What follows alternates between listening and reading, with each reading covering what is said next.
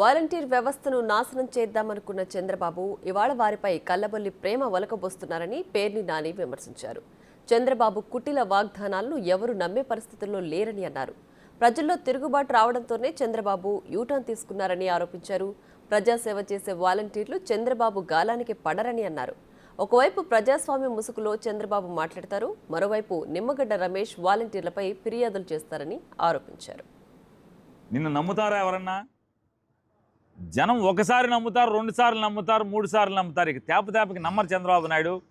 నీ మోసాలు, నీ కుట్రలు, నీ కుయుక్తులు ఇవాళ నమ్మేవాడు ఎవడో లేడు. వాలంటీర్లు రెండవది, వాలంటీర్లు నీ డబ్బు ఎర చూపితే నీకు లొంగే రకం కాదు, నీకు పడే రకం కాదనేది గుర్తుపెట్టుకోండి.